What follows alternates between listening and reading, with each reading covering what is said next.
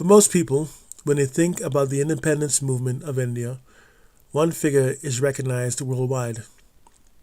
That figure is Mohandas Gandhi, the Mahatma. Most notable is his non-violent stance in achieving an end of the British Raj.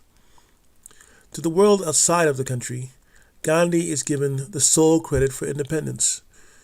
And although there are more than just a few factors in the outcome, there are some within India's society that point to a lesser-known individual. That person was Subhas Chandra Bose.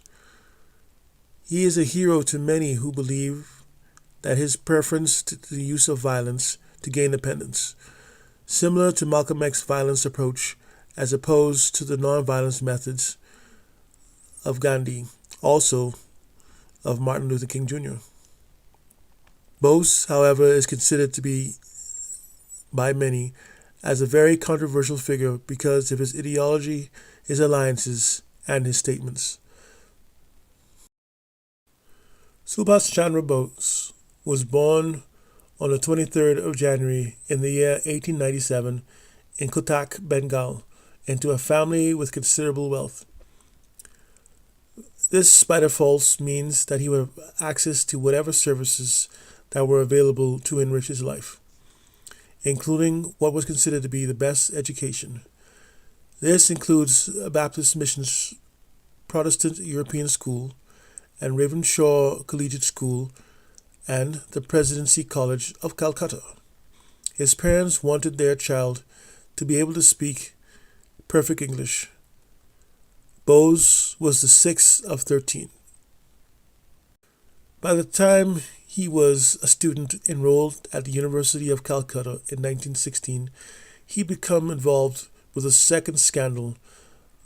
The first, of course, was being in a homosexual relationship with a very dear friend of his named Hemanta Kumar Sakar.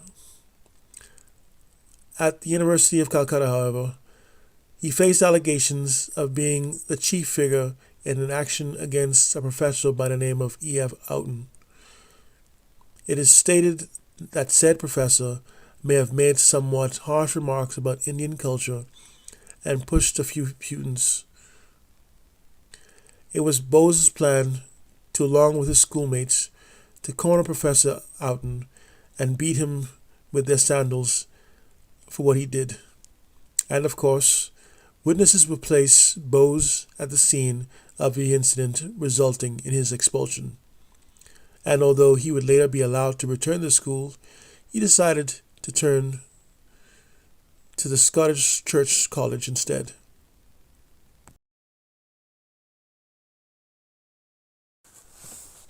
By 1921, Bose decided to change course in his life from that which was determined by his father to join the Indian Civil Service. He instead chose to join the independence movement that was being led by the Indian National Congress. In July of 1921, Bose was trying to meet with Mohandas Gandhi to join with the party. While not completely put off by Bose, Gandhi sent him to meet with the Congress leader in his home region of Bengal. Chittaranjan Das was someone more to Bose's liking because, unlike Gandhi, he wasn't opposed to violence, and thus Bose took on a more nationalistic stance on independence. He would then quickly rise through the political ranks of the party, first becoming president of the Indian Youth Congress, Secretary of Congress for Bengal, and by 1924, Mayor of Calcutta. Although, a year later, he with several of his colleagues had been arrested for participating in a protest march. After his sentence was completed, he became General Secretary of the wider Congress Party in 1928. It would take him more than 10 years to become a person in charge of the Congress Party. He would announce his policy of violent resistance to British rule. Gandhi, who was still a leading figure in the party, strenuously opposed preference to violence. he was eventually successful in outflanking Bose and, with the help of many others, forced Bose into resigning his post as President of Congress. Subhas Chandra Bose was determined for victory by any means necessary. By this time, he had found allies in the enemies of the British Empire. The Axis of Germany, Italy, and Japan will be perfect partners in his ambition to excel the British. He was already on the run from the authorities for charges of sedition and sought refuge in Germany. In this journey, he took on multiple false identities to move through the few countries that he used before his final destination. The government of the Third Reich quickly assisted Bose in his formation of the Free India Center and the Indian Legion of Soldiers that were taken prisoners in the campaign in North Africa. Their number was around 4,500 men. This legion, also known as Tiger Legion by the Germans, was first made part of the regular army, the Wehrmacht, and then made part of the infamous Waffen-SS. Bose would live the luxury and most luxurious life in a state-funded home with a staff to wait on him and his Austrian wife, Emilia Schenkel. In 1942, this arrangement would sour just 1 year after his arrival in Berlin. The once unstoppable German war machine had found itself in a quagmire in Russia, and they determined that he wasn't popular enough in India to spark an uprising against the British. This wasn't helped by the fact that the British had already promised independence to India if the people fought for the crown.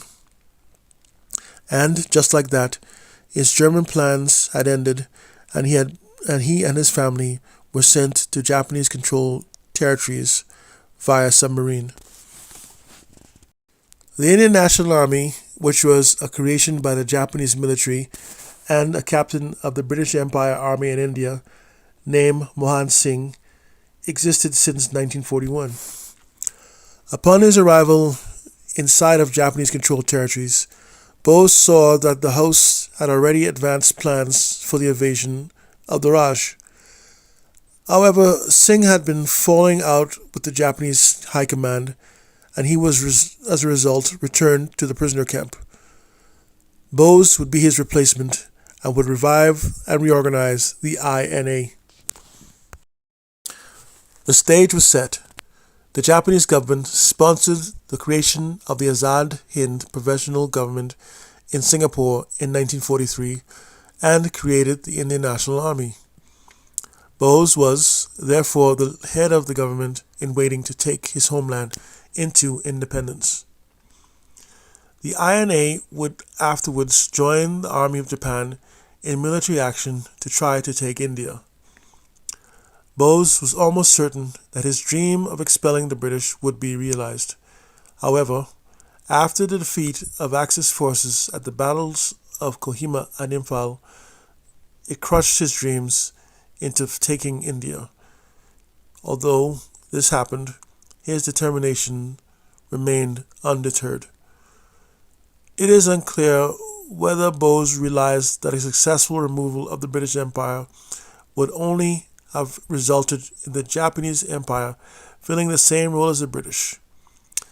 Thus, India would still not have the independence that so many desired.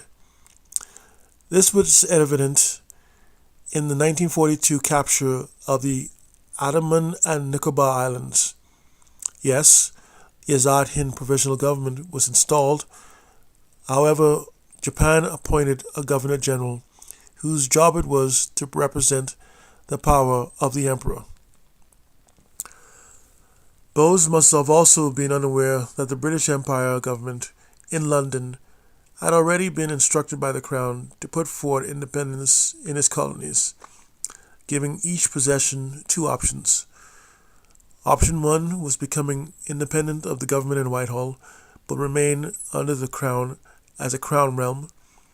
Nations such as Canada, Australia, and New Zealand have taken this option. Or, with option 2, become a republic, in which a local president will replace the British monarch as head of state.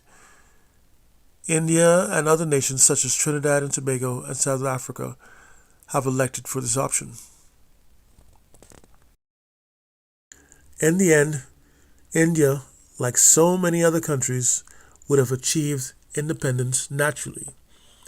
What caused figures such as Gandhi and Bose to push for independence may have been British bureaucracy, infamous for how slowly it operates and takes to be implemented. There too is some speculation about why Indian society of the time found British rule intolerable. The British had a tendency to treat the Dalits of India as equal to everyone else. This was lesser known. Like this video, share this video, subscribe to this channel, and activate the notification bell for updates to your devices.